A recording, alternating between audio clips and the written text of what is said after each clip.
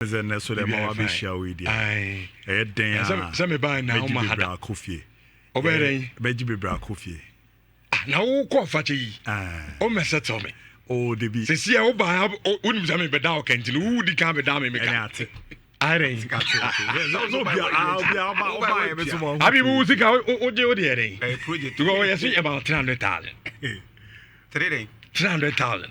Can see Canada. And then can in and e Canada. And no ma me me can and 300,000.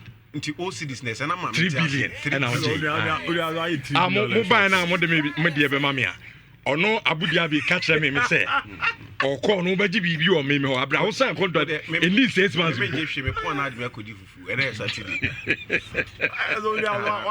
Why 3 billion? Abu Dhabi say bibi aboko there. Rejame adum bibi aboko. It is also boko near me ko kama. Na if you that them so boko there. Oh bibia. Ba mo yadwuma oh mo yadwuma pa. E ya mo na mudi enim kan ti no. Ya o ha na ye hwe da bi mo mana mo ne na mo ekroma de mo de o ana we share no bi na chemistry bi a o bi hun kama esa wa me hu na wo so ye de ho me de me ko da ka bi da me firi ho na me da ka ni ama na mu o ka why to be online systems ka ideas a rich guy you na me to ba na chama no na hwehwe na kwa kusi na mi rebe ha chama na ma nwumre de all right for Abu Dhabi Facha TV and Habib Omunina no ewo the same media house Facha TV and omo ba se omo ebesa na omuni na no aye adwuma no edi abom titu weekend we ma catch them say a weekend of football games in do so papa including the Clasico enti yama omuni mom start because omo de ya hoho ha omuni wi a na edi fiefo no enso ababi na breaking news e free kan bado. Sometimes I don't know. House of folk fans, you know. Minimal that. This is my opinion. My personal opinion here. Maintain maybe I say.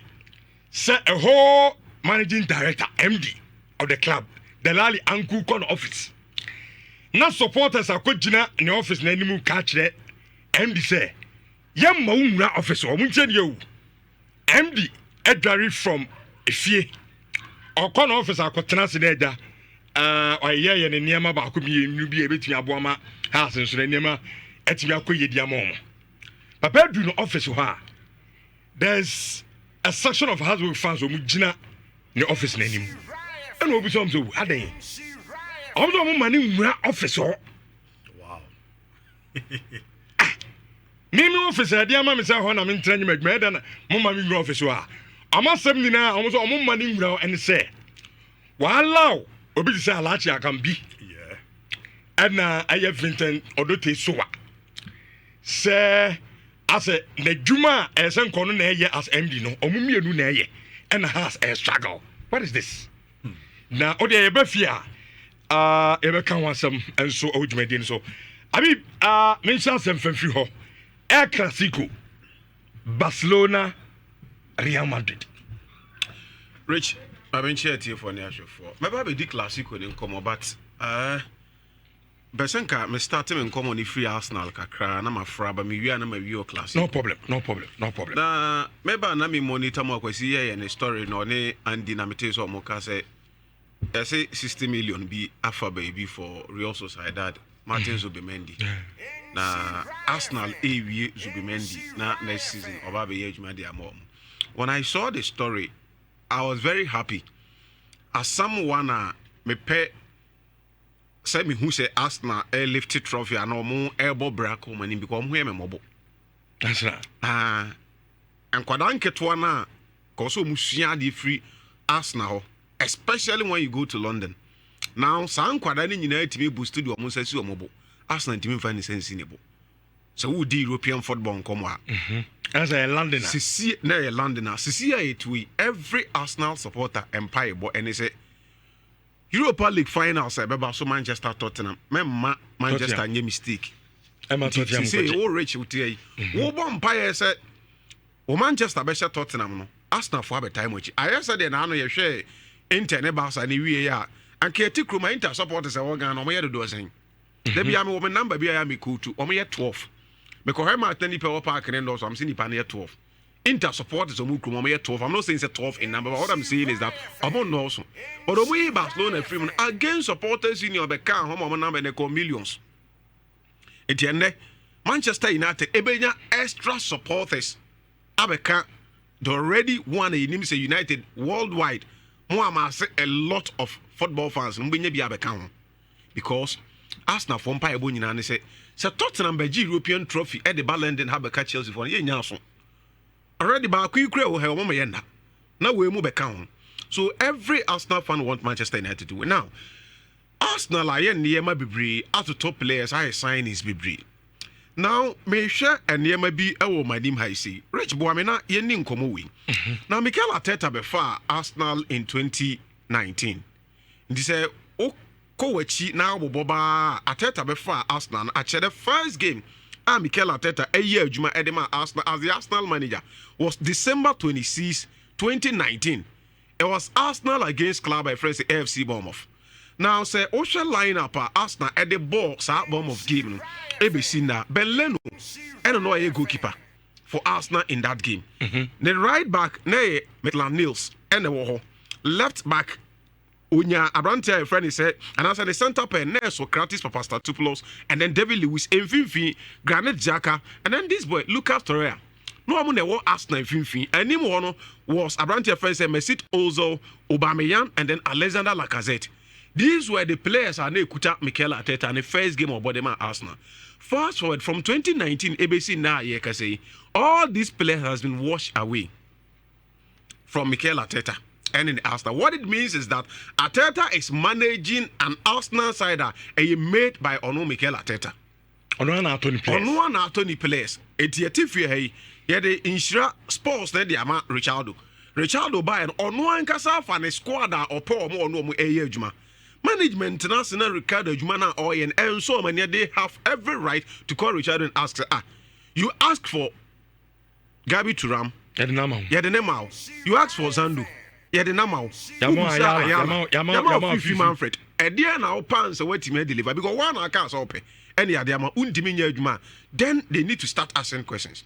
And there's a sense that who much is given, much is expected. Much is expected.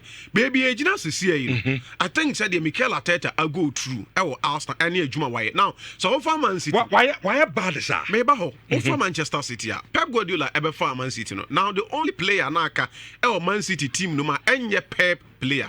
Kevin De Bruyne. And all those season when we see a boy we are all. But Busa won't say, Pep, your man is sika or top players are on the pen. Why successful? And now yes successful. He's won every trophy at England. Wako continental level. He's won the Champions League, he's won the Club World Cup, and then the Super Cup. When it comes to Manchester City, any sika edema Pep Guardiola, why achieve success at the amom. For Jurgen Klopp, ultimate friends at Liverpool. Klopp ever for Liverpool, he sat down, analyzed the situation at Liverpool. He realized, said, Oba in the first season of Kobo European finals, he lost to Sevilla. We are not who say, my Kobo European finals, I've lost the finals. The second season, Oba and Oba called Champions League final game. Why the man he lose here? Now the goalkeeper, Loris Karius. That mistake against Real Madrid. And I'll see a fresh in the memories of Liverpool fans. No? The manager sat there and realized, say, yen to be your holistic signings and for my team. No? But what we can do is that we have to go into the market and have a target plan. Say, season way, reach your market ewo January, a striker near Koto, and a defender near to. Yeto goalkeeper. So position by position, he brought in Sadio Mane first from the attacking machinery. So anytime I meet Jurgen Klopp in Liverpool, I keep saying, say, Obaba Salah, Baso Van Dijk, Baso Bubi, Baso. The first of the project under Jurgen Klopp was Sadio Mane. He was the first person or the buy, and no more Macan ever saw Suma Juban a complete. Of first, Sadio Mane buy, who's any attacking machinery, also still add it up. Now, Mohamed Salah ebe kaho, Nimfin or to Toby Beshemu, Nachino. Or the defenders by or Virgil van Dijk or goalkeeping department for Alisson Becker. At the end of the day, Jurgen Klopp are successful. Wajidi so Jibia at the Ama Liverpool and Wajawadeko. Same material, so it's only Federico Chiesa, a new manager or Baba Fadi Premier League. Now Mikel Arteta, any Arsenal. The first season was Ben Leno. Your ball season, even Arsenal for per the data available at our desk. I catch up say they lost important points based on goalkeeping department. And I'm goalkeeper from they move on from Ben Leno. Number 4, the current Aston Villa goalkeeper, your friend is saying. Dibu, Emiliano Martinez. Martinez, Obeda 1 year, about season, you know, Arteta still, here a world-class goalkeeper, one convincing enough. Any Jana, they went in for Aaron Ramsdale. Aston Villa. And I'm going for Aaron Ramsdale, and so Ramsdale came in on Unswanfa, they moved in Wakofa David Raya. So what it means is that in the goalkeeping department, the Wabusabia and the amount. Problem near solved. Defensive unit. Arsenal fa Gabriel Magalhaes, wafa Ben White, wafa William Saliba. They have all what they need. The defensive unit. Confinfin, wato Thomas Partey, wato Declan Rice. Quality players. Edo Maba. Nenim ho. Wasesa and Kofona no so mama the problem with dressing room. Because Oba no say Obama Yan a big boy in the Eagles our dressing room the so ya sesa na ye Bukayo Saka mo. And then Kofo o kan asema. Ometi and the team no. He has spent 700 million in excess our transfer market. The only trophy he won, FA Cup in 2020. The last 5 years down the line, trophyless. Now he's still in the market. He has signed 60 million euros. At the Akofa Zubimendi. At the Ababe say Arsenal. Maybe Arsenal for now will be winning. On Metimia who be a winning, and Tina Muguso air resource. But every project. Because Premier League, you know, it keeps knocking the door. Or knock it down now. Maybe Arsenal for whom I look. Every this season, Niema and Costa Diana Pedano. And we believe in the coach say, yeah, next season, probably obey me to trophy in Yamai. Rich. Mammy phone, papa phone, or my warrior or moon. You will busuebu or wha. Or say, me pese me won't quada for. And mammy, you know, me mammy, you know, and I mammy and Sabema back one I see. Or started first one or war, you know. Wow, Bema. Second one, Bema. Third one, Bema. Fourth, Bema. And the first one in our own member. Also, here or by no call FIFA and still no our Bema. We hear about 6 no our Bema. We hear about 7 no our Bema. One, you're careful about 10. All in the name of. But sometimes we know about you about it. That's what I'm saying. Say, one, you're careful when you bounce on no one with 10, 12. Because you, so, Habib, the maybe a minimum a yard, Jenny say. Answer fan be a catch or say, Nasania, the branch ye. Ebian and Arsene Wenger, Arsene Wenger time. There be Arsenal, no more bottle. Also by the same result and our demand. So, other school of thought, almost say, they said, you can be a Papa Nebai, they will be Sabia, play a beer, Obisabiano, Arsenal for Tamano. But we FA Cup, like we said, our GA on Shed and G Trophy BIB and from Premier League. No more say after Senka, Liverpool, Man City, no, more dominating. As a fade, move fade off, no. Arsenal moment take over, and it looks like I don't know, Arsenal, a checkaka. But what I'm saying is, so we Arsenal fan. What's not Obi to say Arsene Wenger era. I mean, on better say the mother look. Arsene Wenger bring your time, the man. Looking at Mikel Arteta. The papa ne buy why you need the trajectory needs say a man time. Ebi Obi to get trophy the mind. Especially with the Premier League. Rich. Yeah, man, a time Obi to no match was Udia go about 10. Now go so per oba now nyai. The Arteta ye training na a mentality no. Now we didn't come prior to so kwakobo na Champions League match against PSG. So what small kind say. EPL no. Points are team BDG EPL no. Omomanya points be etesa community minje. The moment the coach have that mentality. Mediocre. Correct. Adjective now the abano. Okay. Correct. Yeah. You know. One season so no one GB answer so. Me kwa de minya akrampo anka feel say he's done enough. But that's not for the time. Matches Arsenal for no so yeah say. Oko one season can they say yeah man is Superman there the man is striker. But if you also so he's done. Arsenal should move on. Openi the big game Barcelona na me had much na. The Clasico. Make or break for Real Madrid. And then Barcelona ebetimi wipe up the tears of almost million fans no na me had much na. Barca abo Madrid at was 3 season we. Mienu na cup sisu o ma fari nyina mkwohye ba ehye mo ba kon e Riyadh in Saudi Arabia. And na no Copa del Rey no so ma sign do o ma so age. In league Bernabeu okwose ne 4 to Madrid enye match for Barcelona this season. The whole team I'm not saying Madrid enye match for Barcelona, but omo enye match for Barcelona this season. Oma bo omo left right center. Now I can say omo the icing on the cake in the better so I catch them say season 4 ye ne mo wie. Yes, ye ntime anje Champions League but a back room had there dominance na e Real Madrid so no yen saka. And then the Eco Madrid team no nyina Ancelotti ko Xabi Alonso ba wan ni nyina had Real Madrid senko omo say Barcelona eji Copa del Rey and an kebi o Muji League na Champions League o man ntime anje kro Ancelotti bi an ko beto na adwuma no so. Real Madrid no say untime nje hwe now san etena fie ma Barcelona ebo ebro and so ha omo feel say you've done enough for them also muja and they respect Ancelotti enuntina ne de na nkwa esa ya pam no omo say na e beja na kwan papa so mutua na hwanwan omboa they respect him so much and to muntime nje ne gidigidi a young boy bi an koma wie no that no so penisa offer 2 teams now. Senka Barcelona call Champions League final and Kameka said Madrid are well prepared and also be here points way more than Barcelona. But because of their two Barcelona, they need to salvage themselves from Adena Inter the Iom. They said, yes, you're dreaming of trouble. Liverpool, you're and Liverpool dreaming of trouble in 1 week. In a space of 1 week, I'm brushing it off. We're free more Champions League, FA Cup, here Jana quiet in the same thing and I Barcelona team. I trouble no more dreaming. But then so my results now against Real Madrid nyame had much. And what it means is that points gap no eba be just one. Then when you look at the 3 matches now after China match na Barcelona man, they have a game to play against Espanyol, they have a game to play against Villarreal, and then they have a last match San Mamés barrier to play against Club Athletic Bilbao. These are important, crucial triggers as compared to Real Madrid. I think Real Sociedad more and some teams are more able to answer them. So when you cut when now your projection now, Madrid debate to win in the last 3 matches. So the most important game and say Barca instantly lead in the 7 points. Done. I cost 7 a job done. But Real Madrid being super catcher say in the same vein, say Barcelona call Inter akolusi tewa.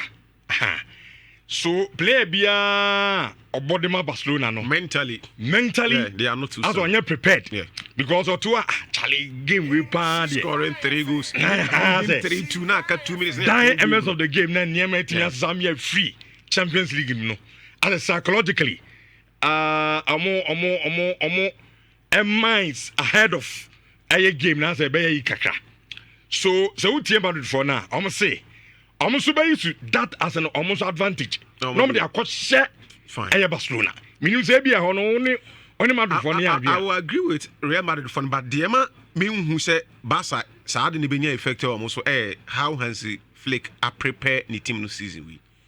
Rich, more toughness when it comes to the mental toughness. They are so strong and tough to the extent say, Omo match every day, a poor match, no, my lose. Opa the next 30 minutes, I'm on another match, they will come there and deliver. Well, like mentally, very tough. Say, say, match after match, competition be any importance. The truth of the matter is that the Barcelona and the Enima flourish, excellent football. After the Dortmund second leg game, the Barcelona has not been the Barca. That is the truth.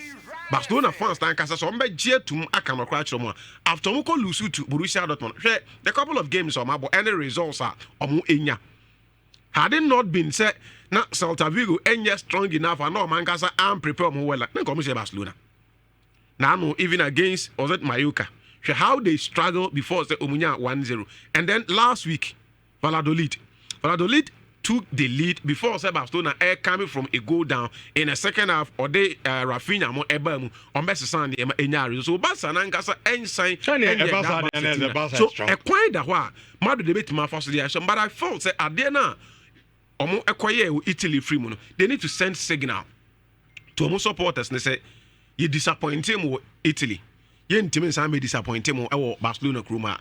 That is the only motivation they could have Barcelona for. There is a chance for Pichichi. Said na Andy and story now no can say Omumienu, Lewandowski, and then Kylian Mbappe.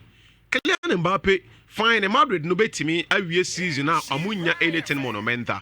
But when he look back and see say my first season I was Spain. Mbappe nya Pichichi and bad idea for him. He will want Madrid to win the La Liga. No, they honestly pitch in the account. So we see those two players and say, "Ubi abe try sign the numbers no obe put it up." Extraordinary performance. Lewandowski free injury na ever, but he will want to start the game. Serbia obe to me contribute so well for club. Your friend said Barcelona. I thought it is going to be a dicey game, head to head. Madrid were winning more games than club. A friend said Barcelona in terms of their Clasico. But in our century, a generation, yeah, we 30 wins for Barcelona, 28 wins for Real Madrid in the 21st century. Clearly tells us Barca our dominance over Madrid in terms of maybe new generation, yeah, but yeah, no time, no Madrid in the modern ball. So I felt say 2.5 ideally set in my books. But baby, I would know any spirit now, the woman are they can't say no. Many Madrid for no with the same spirit. Kofone besa anwa gu Barcelona for Nhyira no. Treble no maso. Treble no do o se ba kon wadi kan ba kon dey so ezo o beti maji La Liga no, but I don't see it happening tomorrow. O beti maji La Liga no. I know the chances that so. O mon Madrid aji no. That's what I don't see. Because the ombe bi o beti my bad anem gu ase Madrid for ne beje ne kese so pa ne say o man se waji Copa del Rey. No man se be se waji La Liga. Anem gu ase Carlo Ancelotti will not want to leave Real Madrid with that thing at the back. Say the last season Oja Madrid work on Barca share 4 times in a calendar year. Barca share trophies miensa because o share Super Copa no and o be share Copa del Rey. So sanction no china automatically sa match na Barca age La Liga and said in the last season Barca share on 3 different occasions a do a winning trophy. I don't think Madrid for the purpose on best. So Sabi metedia wo kana sia. Ocean League table na Barcelona was 79. Yeah. Real Madrid I was 75. Difference of 4. Yeah. Tis a china no. Your board game ni we na Real Madrid akwasha. It means that no more close gap no. Yeah. E dey about 1. Now I got 3 games to go. 3 games to go no. Who feel say Barca betimi manage the one the that last 3 na e dey age. Yes, because but o mo timi Real Madrid be me who so on be Madrid, to be very honest with you. Who's going to meet Real Madrid? I think Madrid will pull a surprise tomorrow. I think they will pull a surprise. I see. Then I won't. The man who or simple reason here. Ancelotti now will not want to leave that negative at the end. Sometimes not about. The players also want to prove a point. You see, and Barcelona is coming. Just like you can say mentally, or stable, but they're not there in terms of mental toughness. Like I said, I believe in Hansi Flick. He will be able to psych the team. So we lose the game now. Oma lose on fair grounds. I will not attribute Barcelona defeat say mentally, Inter defeat now to me. Say your poor man not even. I'm not saying CBC. Say Madrid that say Barcelona 10 in point. I won't attribute it to 2. Inter defeat no. I will not. Because team out. Say your war prepared. Team out 2.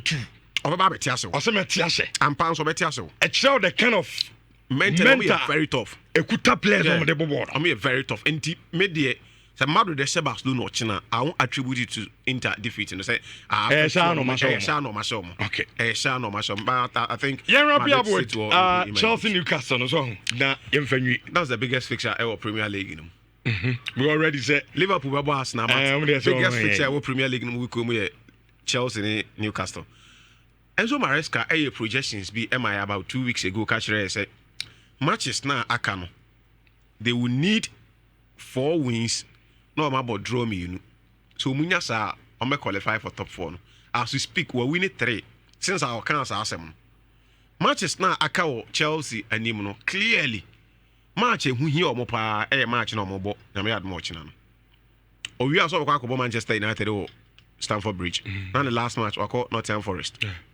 I know you 2 games I can so you watch na the any free man. Rich.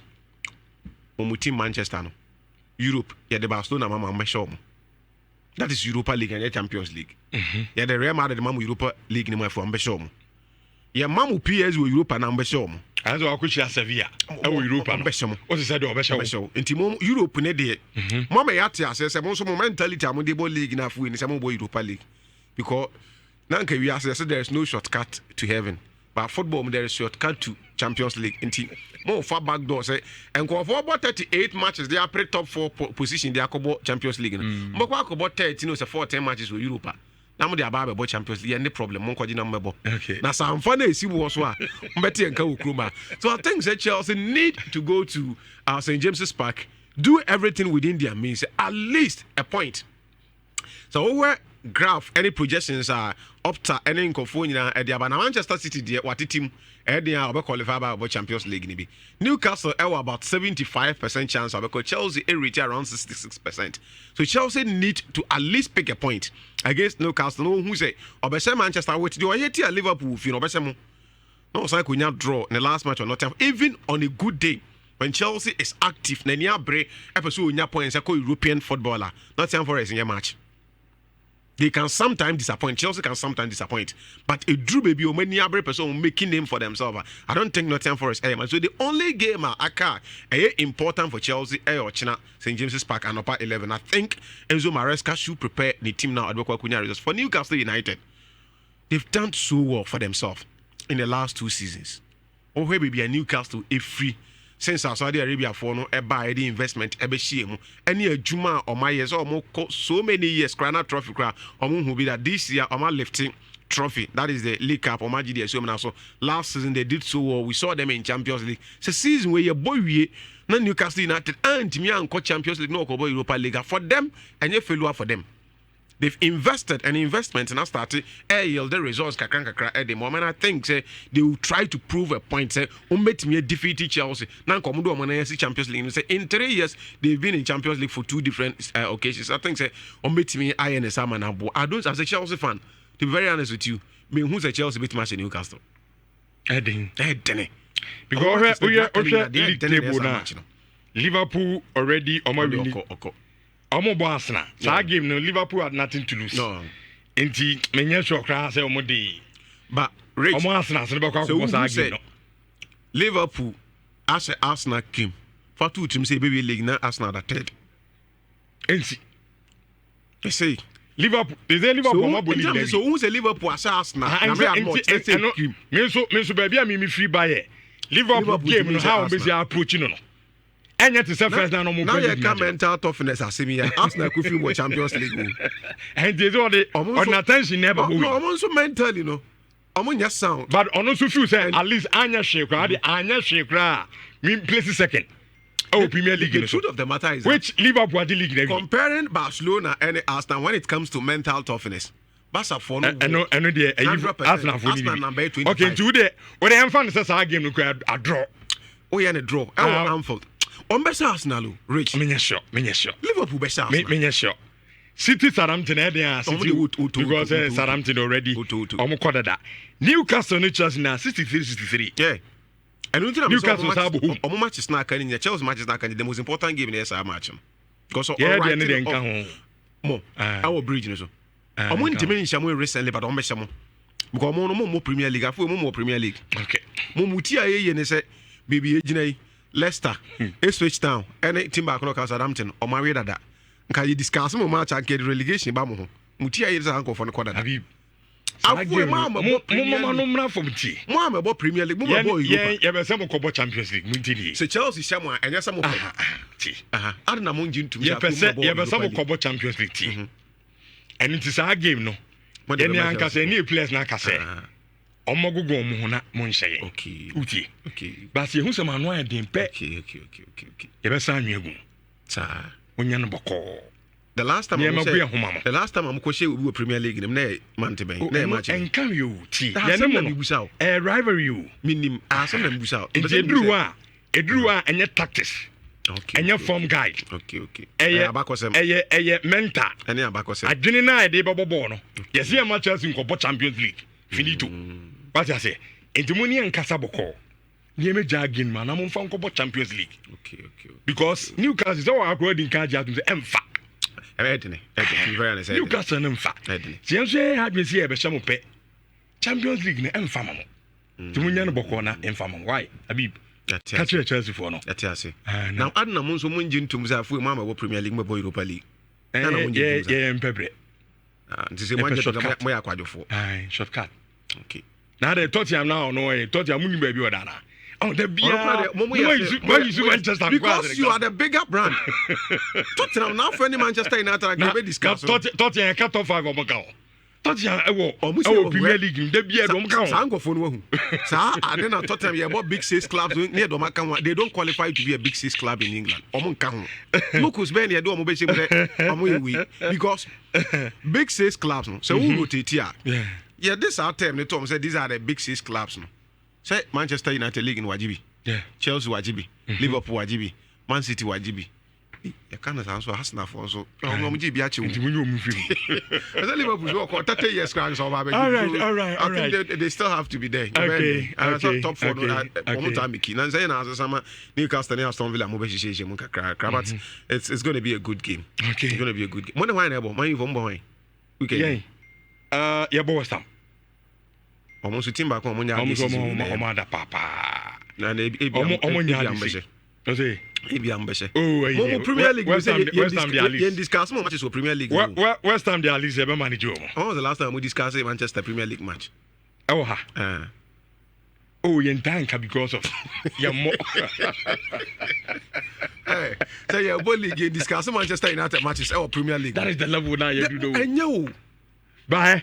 We Europe and the twinche pa. I'm a room there. And yet. Mediocre result no dey you. Look, say na Ten Hag there. Oh, in terms of Premier League, Ten Hag here there. Hey, Ten Hag. Manchester United disgraceful. And yet, I'm a kucho.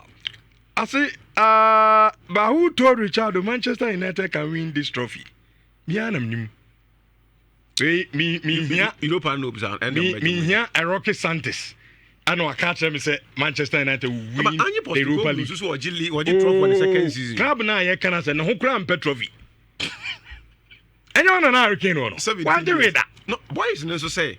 Curse and only after 12 years Hurricane the curse never be on Eric Day now. No, Bayern Tottenham so curse never be. Bayern are revival no.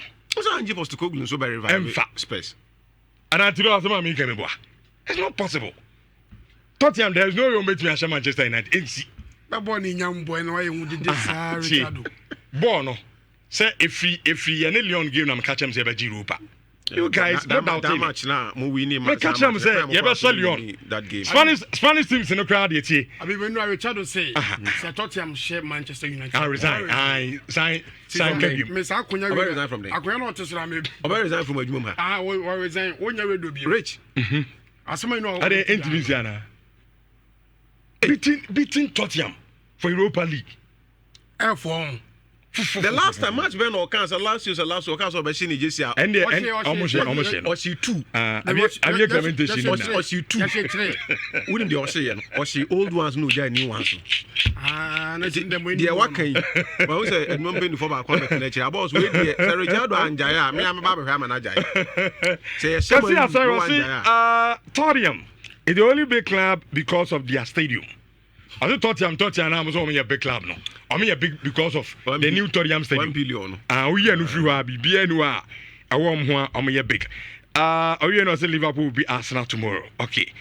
Godfrey say Habib is a very good I say it's very good when it comes to analysis. Okay. Godfrey I say a day message a day Abraham Paul Mensa. I say I disagree with him. That is Habib as I'm not I disagree with him because Real Madrid is going to the game without their central defenders. Yeah, it's true. Madrid there, but without and also angle back one. I'll say to me, I share a day free. Hello, Richard, no name mean that, and you know, Nebeto coach no, and the back 4, and the Maya T4. Okay. Now, first one at 26 plus us, 1D, 2E, DD, FC, and the first one no. Second one 1D, 2D, 69, 7C, and 23 plus us. Third one 1D, 2C, 65, 28, and 14 plus. And the last one 1D, 2E, BA, ED, and 11 plus us. So 4 codes. First one 1D, 2E, DD, FC. Second one 1D, 2D, 69, 7C. Third one 1D, 2C, 65, 28. And the last one 1D, 2E, BA, ED. Fakakira to achire na jiri yopo na bebia ntimi kama emfa emma. Okay, into adwumade ni so 104.5 obi de